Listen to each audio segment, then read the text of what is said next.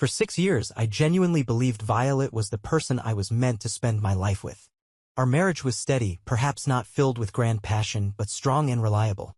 Together, we built a family, raising 3 children, including a set of twins who quickly became the center of our world.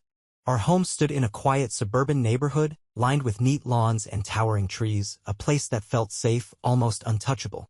Looking back on those years now, there's a bittersweetness to the memories. The peaceful nights, the comforting routine, it all created the illusion of security, a belief that our little bubble could never burst. Evenings were filled with warmth and laughter. The sound of the twins cooing from their cribs blended with the delighted squeals of our eldest as he wobbled around, determined to take another step. No matter how chaotic the day had been, walking through the front door to see Violet's bright smile always felt like coming home. She would wrap her arms around me, sometimes teasingly complaining about the whirlwind of dinner or the never-ending pile of diapers. It was simple. It was good. So good that I never once considered how quickly it could all unravel. But it did. It all started with one choice, one decision Violet made entirely on her own without so much as a discussion. That single act sent cracks through our marriage so deep that they could never be repaired. The moment shattered everything we had, leaving behind only anger, betrayal, and a relentless desire for justice. If someone had told me back then that Violet's loyalty was fragile, I would have dismissed the idea without hesitation. But the truth is, loyalty disappears the moment someone decides their partner no longer has a say in their life. The night she told me, I can recall every detail as if it were burned into my memory. Her twin sister, Gianna, and Gianna's husband, Jason, had struggled for years to have a child. They had exhausted every option only to be told that surrogacy was their last hope. Violet had made up her mind without a word to me that she would be the one to carry their baby. And the worst part? It wasn't just the decision itself. It was the fact that she had already put everything into motion behind my back as if my opinion was nothing more than an afterthought. That night, we sat on the couch, though we weren't really together. We were just 2 people occupying the same space, each lost in our own world. The dim glow of the television flickered, playing a late-night comedy that neither of us was actually watching. Then, with unsettling nonchalance, Violet glanced over at me, her phone in hand, and spoke words that sent a chill down my spine. "Daniel, there's something I've decided to do." That tone. I knew it well. It was the voice she used when she had already made up her mind, when my thoughts wouldn't change a thing. I muted the TV and turned to face her. "You look serious. What's going on?" She tucked a strand of dark hair behind her ear before answering. "I'm going to be Gianna's surrogate." I blinked, certain I had misheard. "What do you mean?" Holding my gaze, she repeated, unwavering, "Gianna can't have a baby. She's been through multiple rounds of IVF and none of them worked. Their doctor recommended surrogacy, and since Gianna and I have the same DNA, I'm the perfect choice. I've already spoken to the clinic." For a moment, I almost laughed, expecting her to say she was joking. But there was no humor in her expression. My pulse pounded in my ears. "You've already..." "Violet, are you telling me you're carrying Jason's child?" She exhaled slowly. "It's Gianna and Jason's baby," she corrected, as if that made a difference. "Genetically, it's their embryo. I'm just the carrier." My jaw tightened. "And when, exactly, did you decide all of this?" "Without talking to me." Lifting her chin, she met my question with defiance. "I knew you'd react this way. I made this decision because Gianna is my twin and I can't stand to watch her suffer. Jason and I discussed it in detail, and I know it's the right thing to do." A sharp heat rose to my face. "Jason, and you talked about it in detail?" I repeated, my anger curling inside me like a slow-burning fuse. "That's great. Meanwhile, I'm your husband and I'm the last to know. Do you have any idea how that makes me feel?" Frustration flared in her eyes. "Daniel, I'm sorry, but this is my body. I'm doing this whether you approve or not. I hoped you'd support me. And yeah, maybe I should have told you sooner, but I knew you'd try to talk me out of it, and this is too important." For a moment, I was silent, my throat tightening with a rage so intense it physically hurt. "So that's it," I finally managed, my voice strained. "You expect me to just accept this? To sit by while you carry another man's child under our roof? And you think I'll be fine with it?" Violet set her phone down, crossing her arms. "Call it whatever you want. But this is happening. Gianna and Jason are counting on me. And if you really love me, you'll respect that." A cold calm settled over me, far more dangerous than open fury. "Respect?" I repeated, my voice quiet but firm. "Respect isn't making life-altering decisions behind your husband's back. This isn't just about you, Violet. This affects our marriage. Our family." She stood, her fists clenched. Stop acting like the victim. Gianna is part of my family too, and I'm supporting her. If you can't understand that, then maybe I've given you more credit than you deserved all these years. That was it, the remark that sent me over the edge. Overestimated me. Slowly, I rose to my feet. Violet, if you go through with this, it will destroy us. She didn't waver, didn't show a hint of hesitation.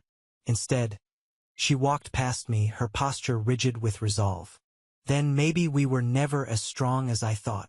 I stood there, frozen, my whole body trembling with frustration. My heart pounded so forcefully that it drowned out every other sound around me. I tried to steady my breath, to force myself to think clearly, but the weight of her betrayal settled over me like a suffocating shroud. The house felt eerily silent, heavy with the aftermath of her words. I kept telling myself to stay calm, to approach this rationally, but deep down I already knew the truth. Everything had changed. The days that followed were unbearable. Violet spoke openly about doctor's appointments, hormone treatments, and implantation schedules as if she were planning a routine grocery run, completely oblivious to the damage she was causing. Every word that left her mouth was like a fresh wound, reinforcing the harsh reality I couldn't ignore. She had made her decision, and it wasn't me. Any sense of unity between us had completely crumbled. 2 nights after she had dropped the bombshell, I came home to find a box from a fertility clinic sitting in our fridge. The kitchen table was cluttered with vials of medication, syringes, and stacks of medical instructions. Violet sat at the table, casually flipping through a thick packet of paperwork, as if she were browsing a cookbook. "What is all this?" I demanded, gesturing at the mess. Without lifting her eyes, she replied in a flat tone, "Hormone treatments. I need to start them to prepare for the embryo transfer. The clinic sent them earlier than expected." I stared at her, a sharp twist of disbelief cutting through me. "And you didn't think this was something we should discuss first?" She merely shrugged. "I already told you. I'm doing this. There's nothing left to discuss." My voice came out low and tense. "So you're just completely disregarding my feelings? You don't care that you're pushing me away?" She rolled her eyes, exhaling sharply. "Oh, stop being dramatic, Daniel. It's just 9 months.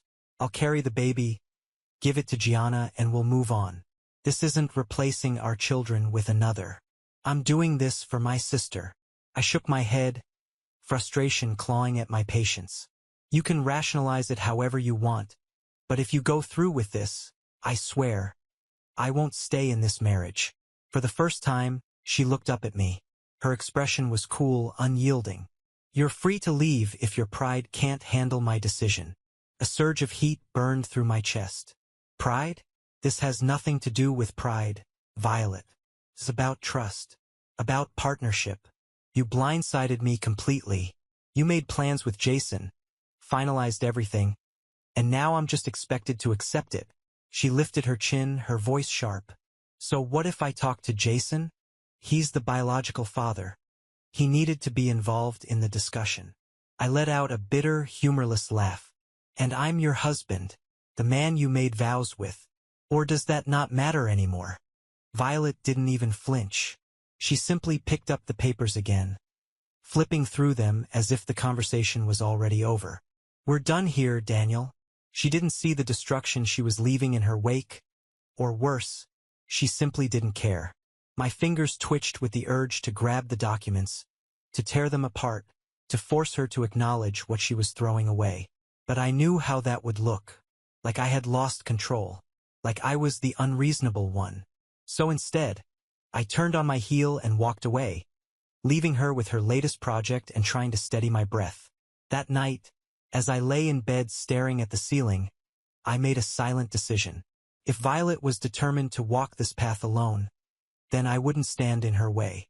I would file for divorce, because no matter how I tried to justify it, there was no way I could stay married to a woman who was about to carry Jason's child. It didn't take long for Violet to find out. The moment she heard I had contacted a lawyer, she stormed into the living room, where I was helping our oldest with homework. Her fury was palpable, radiating off her in waves. "How dare you?" she hissed, voice low so our child wouldn't overhear. I calmly set down the crayon I was holding, told our kid to stay put, and led Violet into the hallway. Lower your voice, I warned. I don't want the kids hearing this. Her glare was sharp enough to cut through steel. So you think it's completely acceptable to go behind my back and start divorce proceedings? My chest tightened, but I kept my voice steady. I told you what would happen if you went through with this. You made your choice. I'm done being ignored. Tears welled in her eyes, but not from sadness.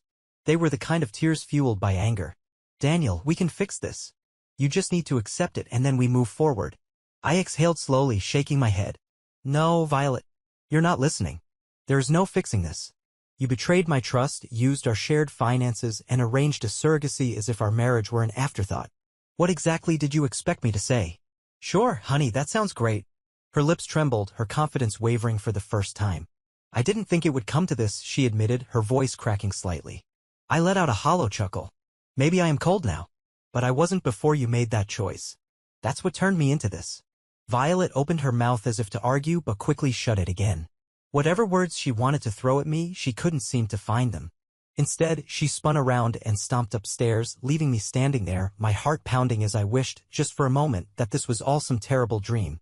The law in our state required a full year of separation before a divorce could be finalized. Violet knew this and used it to her advantage. She refused to move out, insisting she had nowhere else to go, that she needed rest, that the children deserved stability. I didn't want to uproot them either, so I tolerated her presence. Though calling it tolerating was probably generous. Most nights she slept in the guest room. Other times she curled up on the couch. I stayed in the master bedroom and we moved through the house like strangers, barely acknowledging each other. The tension was suffocating, lingering in every corner of the home. And, of course, the children noticed. They asked why their mother and I no longer sat together at dinner, why things felt different. We tried to keep things civil in front of them, but the truth seeped through no matter how much we tried to contain it. Then one weekend Gianna arrived. And she wasn't alone. Jason was with her. I found them in the living room, flipping through a baby catalog like they owned the place. The kids were outside playing, which meant I had no reason to pretend to be polite. Jason awkwardly stood from my recliner, clearing his throat. Daniel, hey. We were just, making some plans for the baby. Violet rubbed her belly, which had just started to show. Jason and Gianna want to make sure we're prepared. I need a few things in the house to stay comfortable. I narrowed my eyes. Why can Jason buy everything for his own house? You know, since that's where the baby is actually going to live. Jason let out a nervous chuckle. Well, we thought it'd be a good idea to have some essentials here too, since Violet's carrying. I cut him off. Don't talk about supplies like my home is some kind of baby lounge. Violet's expression darkened, her frustration evident. You're being completely unreasonable. Do you expect me to sit around at their place for hours if I need to rest? She lifted her chin defiantly. I live here, Daniel. My jaw tightened. Yeah, you do. But maybe Jason and Gianna should stop treating my house like a maternity ward. Jason shifted uncomfortably, glancing at Gianna. She stood with her arms crossed, her gaze sharp. Daniel, it's not like we enjoy being here. We're just trying to make this easier for Violet. I felt something inside me snap. Let me guess. You expect me to just go along with this? Maybe pamper Violet, fetch her snacks at midnight, and play the perfect husband for a baby that isn't even mine. Gianna threw up her hands in exasperation.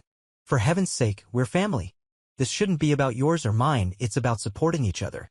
I met her gaze with an icy stare. It stopped being about family the moment you two made this decision behind my back.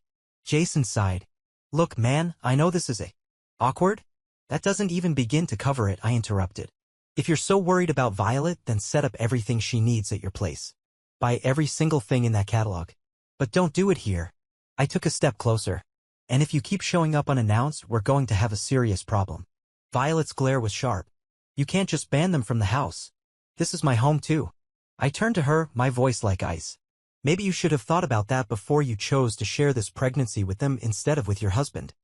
The room was heavy with tension. The kind that pressed down on your chest and made it hard to breathe. Finally, Gianna grabbed Jason's arm. Let's go. Just like that, they left. But the damage? It was already done. The door had barely shut when Violet spun toward me, her finger jabbing the air. You're acting like a child. I hope you realize you're pushing away the kids' aunt and uncle. I shrugged.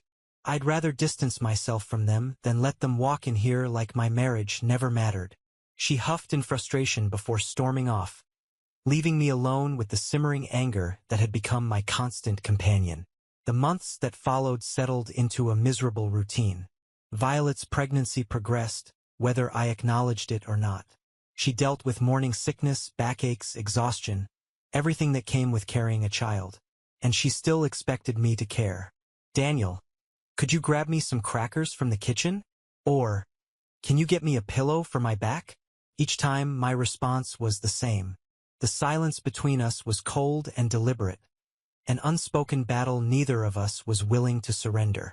Her frustration simmered beneath the surface, growing stronger with each passing day. One evening, unable to hold back any longer, she snapped. "What kind of heartless man are you?" She spat, her voice laced with anger. "You can sit there and watch the mother of your children struggle and not even lift a single finger to help." I didn't bother looking up. My response was curt, dismissive. "You're Jason's surrogate. Let him handle it. Or better yet, call Gianna." I waved a hand, signaling the conversation was over. "I have my own priorities, raising our kids and keeping this house running." She would storm off in frustration, often in tears, muttering about how cruel I had become. But every tear she shed bounced off the hardened shell around my heart. I reminded myself that when she made her decision, she hadn't spared a single tear for me. Compassion was something she had denied me, and I saw no reason to offer it in return. She attempted to break through my walls, to stir the guilt she thought must still exist somewhere inside me. Late one night, she appeared at my doorway, her expression a mix of desperation and quiet hope. "I can't sleep," she murmured. "My legs keep cramping. Could you rub them?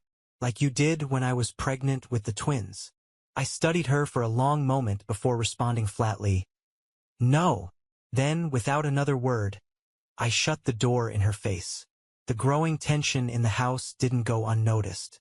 Our eldest, with his small voice and wide, innocent eyes, approached me one day. "Dad, why don't you hug Mom anymore?"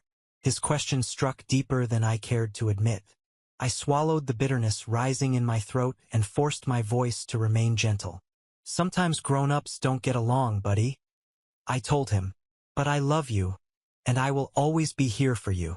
The look in his eyes twisted my stomach. It made me want to confront Jason, to make him answer for what he had done to our family. But more than that, it fueled my resentment toward Violet, for allowing it all to happen. As the months dragged on, her family began inserting themselves into the situation. One evening, her mother called, her voice dripping with disapproval. "Daniel, I can't believe how selfish you're being.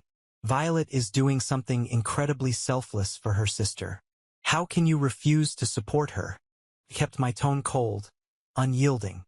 "Maybe ask your daughter why she didn't think it was important to discuss this decision with her husband first. I owe her nothing. That baby isn't mine." Her father took a different approach, opting for intimidation instead. His voice was gruff, edged with warning. "Young man, you're heading down a dark path. If you don't start supporting Violet, we'll make sure you regret it." I smirked, unimpressed. "That's funny. I already regret trusting your daughter with my marriage. Good luck with your threats." Then I hung up. I knew they saw me as the villain, but I didn't care. The law was on my side. Violet had made a choice, one that used our shared finances, one that affected our marriage without my consent. That was on her, not me. One of the worst confrontations happened in the 7th month. Violet returned from the store, her belly now heavy, struggling to carry the grocery bags up the porch steps. One bag nearly slipped from her grasp. "Daniel, can you please help me?" she called out, breathless. "My back is killing me." I stood in the doorway, arms folded. "Ask Jason or Gianna," I said coolly. "They're the reason you're pregnant." Her eyes shimmered, though I could see a flicker of anger behind the tears. "I just spent hours at the hospital for checkups. I'm exhausted. I'm still your wife, whether you like it or not." A dry, humorless chuckle escaped me. "Not for long, and certainly not in spirit. You made that clear." She let out a frustrated wail and turned, dragging the bags inside on her own. A few cans tumbled out, rolling across the porch. I didn't move to help, She struggled, bruising her arm as she wrestled everything inside, her breath coming in ragged gasps. When she finally set the bags on the counter, she spun to face me, her eyes blazing. "You can't keep punishing me like this," she snapped. I raised an eyebrow. "I'm not punishing you. I'm just not playing the role of the supportive husband you so easily discarded." Her hand went to her belly, her face streaked with tears. "When this baby is born, you're going to regret being this cruel." I let out a short, empty laugh. "Believe me, I won't. Because once the baby is here, you'll be gone, and this whole mess will be out of my life." She sucked in a sharp breath as if my words had physically struck her. Then, without another word, she turned and stormed off to the guest room, slamming the door behind her. The house fell into an eerie silence. For a brief moment, I exhaled, wondering if I had finally gone too far. But every time doubt crept in, I reminded myself Violet made her choice. She had shattered our marriage for this. And I wasn't about to forget it. Then came the night that changed everything. Violet went into labor earlier than expected, weeks before her due date. It was past midnight when a sharp, agonized moan echoed down the hallway. Then, frantic knocking at my bedroom door. "Daniel," she cried, her voice thick with panic. "My water broke, oh God, the contractions are coming fast. Please, I need help." I threw open the door to find her gripping the frame, her face contorted in pain. Sweat clung to her forehead, her hands cradling her swollen belly. For a brief moment, a memory surfaced, her hand gripping mine as she fought through labor with our twins, my voice murmuring words of comfort. But that fleeting recollection was quickly smothered by months of built-up resentment. I fixed her with a cold stare, my tone devoid of warmth. "I'm not taking you to the hospital. That's Jason's responsibility." Her eyes widened, disbelief shadowing her expression. "Jason isn't picking up. Gianna's phone keeps going straight to voicemail. I need to get there now." I merely shrugged. "Then call an ambulance." A contraction tore through her, making her clutch the doorframe for support, her breath coming in short, painful gasps. Tears welled in her eyes as she pleaded, "Daniel, please. You can't just leave me like this." I met her gaze, unwavering. "Watch me." She staggered, pain and anguish distorting her face. You're heartless." I gave a slow, deliberate nod. "That's what happens when your feelings are ignored." With that, I turned and stepped back into my room. "Good luck with the baby," I added before shutting the door. From the hallway, a quiet sob broke the silence, followed by the sounds of her fumbling, presumably dialing emergency services. 15 minutes later, red and blue lights flashed outside my window. I heard the urgent voices of paramedics as they worked swiftly to transport her. A fleeting pang of guilt gnawed at the edges of my mind, but I forced it down. She had made her choices, ones that had shattered our marriage. Why should I rush to help when the child she was carrying had nothing to do with me? The next morning, my phone erupted with calls. Violet's mother left a string of furious voicemails, her accusations cutting like shards of glass. She raged about how I had abandoned Violet in her most vulnerable moment, calling me cruel and devoid of compassion. I deleted them all, not bothering to listen beyond the first few seconds. Violet had wanted this child for her sister. That was her decision. Let her rely on them now. She and the baby remained in the hospital for several days. The infant, a girl, had arrived prematurely but was stable. Gianna, however, faced complications, leaving Jason stretched thin as he moved between their hospital rooms.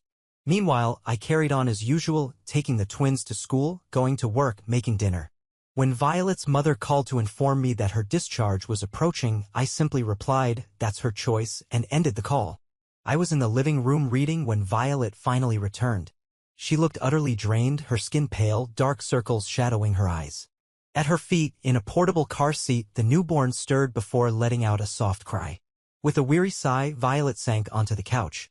I eyed the infant, a small, fragile reminder of everything that had driven a wedge through our marriage. My voice was clipped. "Why are you here with the baby? Shouldn't she be with Gianna?" Violet exhaled slowly, closing her eyes for a moment before answering. "Gianna is still in the hospital. Jason's overwhelmed. They asked me to keep the baby for a few weeks." I let out a dry laugh. "They asked? Or you volunteered?" Her expression hardened. "Does it matter?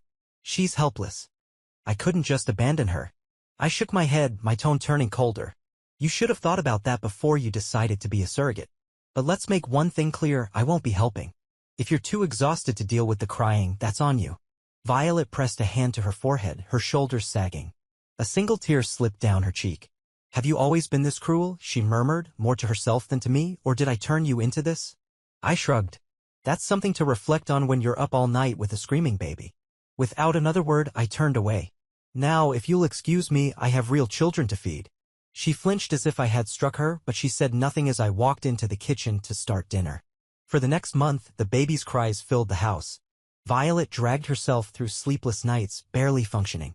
I would hear her in the hall, trying to warm bottles, desperately attempting to comfort a child that wasn't hers to keep. More than once, she approached me, her face hollow with exhaustion. One night, with tears dripping onto the bottle she held, her voice trembled. "Please," she begged. "I just need half an hour to lie down." "She's been crying for hours." I met her gaze, unmoved. "Call Jason. Or your mother." A choked sob escaped her lips as she turned away, rocking the baby while its cries echoed through the house. I felt a twinge of pity, not for Violet, but for the child. She hadn't asked to be caught in this situation. But my sympathy never extended to my wife. She had made her decisions, and I had no intention of letting her escape the consequences. Her parents, however, had different ideas. They visited frequently, berating me, pointing accusing fingers in my face. "Monster. Coward. A failure of a husband." Violet's father took a more direct approach. One afternoon, as I stood in the kitchen, he stepped in front of me, his voice low with warning. "Listen here," he growled. "Violet just gave birth. She's postpartum. She needed assistance, but I refused to be the one to provide it. You can't just leave her like this," he argued, his gaze sharp with disapproval. I met his glare steadily, unwavering. "She should have considered the consequences before she ignored my boundaries," I responded coolly. "Let Jason take responsibility for the baby. Let your family deal with it. It's not my child, so it's not my concern." His face flushed with frustration. Muttering under his breath, he turned and stormed out, though I knew the silent judgment wouldn't stop. It didn't matter. Let them think of me as heartless. However, the court had a different perspective. As the divorce proceedings inched forward, my lawyer presented compelling evidence, proof that Violet had withdrawn money from our joint accounts to fund her surrogacy efforts, even going so far as to forge my signature at times. The court documents laid it all out clearly: her deception, her complete disregard for my refusal, and her financial manipulation. The judge particularly frowned upon the forgery. Violet's lawyer attempted to paint me as a cruel husband who abandoned his pregnant wife. But since the child was not mine, and Violet had deliberately hidden her surrogacy plans, that argument lacked weight. Ironically, Gianna and Jason had nothing to say when the financial details surfaced, perhaps relieved that it wasn't their bank accounts that had been drained. They got their baby, and that was all that mattered to them. But with Gianna still in recovery and Jason juggling multiple responsibilities, they weren't in a position to assume full custody immediately. As a result, the baby remained in my house, a strange, tension-filled arrangement that none of us wanted but had no choice but to endure. By the time the final hearing approached, Violet had physically recovered, but emotionally, she was unraveling under the pressure of caring for a child she wouldn't be keeping. 2 weeks before the court date, she confronted me in the living room. The baby, asleep in a bassinet nearby, remained blissfully unaware of the tension between us. Crossing her arms, Violet spoke bluntly. "I need financial help." Barely glancing up from my laptop, I asked, "For what?" She hesitated, then lifted her chin in defiance. "My doctor says I need to focus on postpartum recovery. I shouldn't have to find a job right away." I arched an eyebrow. "You're not my responsibility anymore, Violet." Her lips tightened. "I'm still the mother of your 3 children, she snapped. "I'm not asking for money related to the surrogacy. I mean for myself, to live, to provide for our kids when they're with me, to cover my share of expenses." Closing my laptop, I met her gaze steadily. "When the divorce is finalized, I'll pay child support. That's required by law. But spousal support? That's not happening." Her eyes darkened with frustration. "I deserve financial security. I sacrificed my body and my comfort for your sister," she choked out. I cut her off before she could say more. "Not for me. And that's the difference." Her voice trembled. "You're unbelievably cruel. You don't even care that I'm struggling with postpartum depression." I remained firm. "I care about our children, but I don't owe Jason's baby anything. And the postpartum struggles? Those were the consequences of your own choices, Violet. You made this decision. Now you have to live with it." Her lips pressed together, and tears welled in her eyes. "You'll regret this," she whispered, her voice trembling between anger and sorrow. I shook my head. "You've said that before. The only real regret here is that any of this happened in the first place." She swallowed hard, briefly glancing at the peacefully sleeping infant. "Daniel," she murmured, her voice barely above a whisper. It hurts me to say this, but you're not the man I remember. I let out a bitter chuckle. And you're not the woman I married. Life changes, Violet.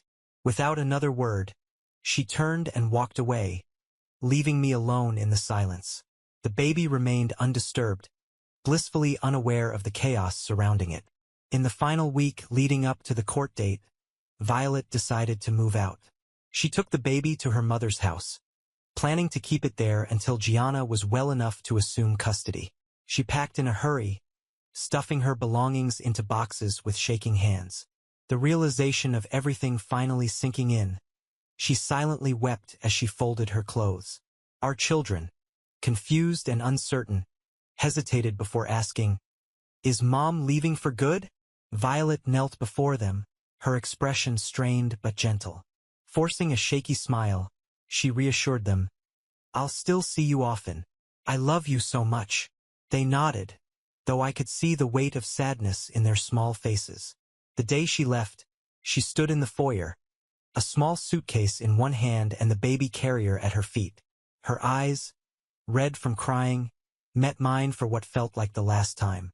Her voice was fragile as she pleaded, "Daniel, please don't do this. Don't finalize the divorce. I can fix things. Just give me a chance." For the first time in a long while, I felt a strange pull in my chest. But I let it pass. Fix things how, Violet? By turning back time? Because that's the only way. A single tear rolled down her cheek. "I never imagined I'd lose you. I just wanted to help Gianna." I nodded, my expression unreadable. "Well, you helped her. And in the process, you destroyed our marriage." Her breath hitched. Without another word, she picked up the baby carrier and turned, walking out the door.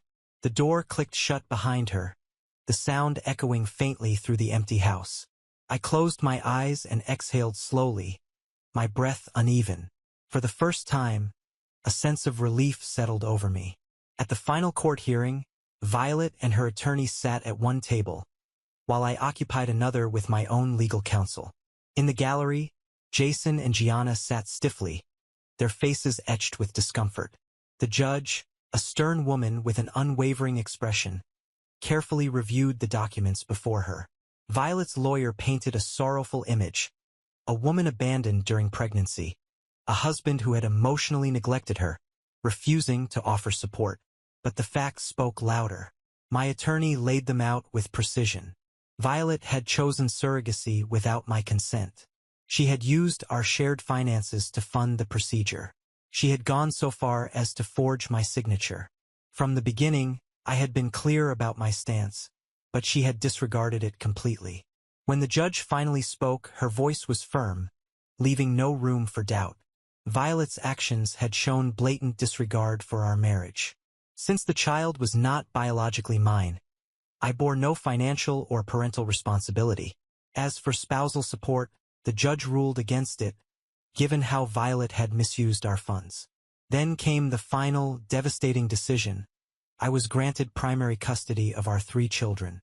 Violet was denied visitation rights unless she could demonstrate a stable living situation. Additionally, she was ordered to repay a portion of the marital funds she had wrongfully spent. As the judge's ruling echoed through the courtroom, Violet's face crumpled. Tears spilled down her cheeks, her hand covering her mouth as her shoulders shook. Jason and Gianna exchanged uncertain glances, regret darkening their expressions. My heartbeat pounded in my chest, but beneath it all, I felt a sense of validation. The law had sided with me. I had walked away from a betrayal, and the justice system had confirmed my right to do so. Outside the courtroom, Violet approached me, her eyes swollen and red from crying. Her voice trembled as she spoke. "Daniel," she whispered, barely holding herself together. "I never wanted this to happen. I'm sorry. I really am. I made a mistake, but I never imagined you'd shut me out like this." I studied her, recalling all the times I had pleaded with her, the countless moments she had dismissed me, the unwavering conviction in her voice when she insisted it was her body, her decision. "This wasn't just a mistake," I replied, my voice steady. "You put Jason and Gianna's needs ahead of ours. You deceived me, and that broke everything between us." She exhaled shakily, I just wish you could forgive me someday. My expression didn't change. You forged my signature. You ignored me when I begged you not to do this. Forgiveness isn't something you can demand so easily. I took a breath, then added, "Goodbye, Violet." At that moment, Gianna stepped forward, reaching toward me. "Daniel, don't you see?" she said urgently. "She regrets it. She did this for me." I pulled my arm away before she could touch me. "You got what you wanted, Gianna. That baby is yours now. You and Jason can deal with everything that comes with it. If you believe Violet deserves your support, then give it to her." But I'm finished. They stood in silence as I turned and walked away. The corridor ahead seemed brighter, lighter, like a weight I had carried for too long had finally lifted. In the weeks following the final ruling, Violet moved in with her mother, taking the baby with her while Gianna recovered. Whenever we met for custody exchanges, Violet appeared drained, a shadow of the person she once was. She would ask about the kids and I would answer politely but nothing more. She often looked at me as if hoping for a flicker of warmth, some sign of reconciliation. I never gave her one. Eventually, Jason and Gianna assumed full custody of the child, but their lives did not unfold as they had envisioned. Jason's work hours were reduced, tightening their finances. Gianna's medical expenses continued to mount, leaving them struggling under the weight of debt. Meanwhile, Violet, financially depleted, found it difficult to secure a stable job. On the other hand, my children flourished. Without the constant tension in the household, our lives settled into a steady, peaceful rhythm: school days, weekend outings, quiet movie nights. There were no more sleepless nights from a crying infant, no more unspoken conflicts lingering in the hallways. Every so often, Violet would send a message or an email, not about our children, but about regret. She admitted she had miscalculated everything. She had failed to foresee Jason's instability, Gianna's continuing health issues. In the end, the surrogacy had not helped anyone, it had only brought more turmoil. My responses remained minimal, polite. I only engaged when it concerned our kids. One evening, while building a tower out of Legos, my oldest child looked up at me. "Dad, do you still love Mom?" I hesitated before kneeling beside them. "I care about her because she's your mother," I said gently. "But sometimes people break trust. And when that happens, things change." They seemed to accept the answer without hesitation, returning to their colorful bricks as if the matter had been settled. Children have a way of seeing things clearly, direct, without pretense. It's one of the reasons I love them so fiercely. Months passed, turning into a year. The divorce became just another chapter in the past. I had my home, my job, and full custody of my children. Violet drifted in and out of their lives, never fully finding her footing again. People would sometimes ask me, "Why didn't you help her?" It was obvious she was overwhelmed. People would ask me, and my response remained the same: she made a choice that deliberately left me out, and she had to face the fallout of her decision. Their disapproving shakes of the head and accusations of being merciless never fazed me. Perhaps they were right. But a marriage should be founded on respect and honesty, two things Violet had blatantly disregarded. In the end, my revenge wasn't loud or dramatic. There was no anger, no outburst. It was simply stepping back and allowing Violet to bear the full weight of her actions alone. If that made me heartless in their eyes, so be it. Maintaining my dignity came at a cost, and if that price was being seen as cruel, I had no hesitation in paying it. Subscribe and stay ahead of those who deceive. And trust me, the next story will make this one seem like nothing more than a bedtime tale.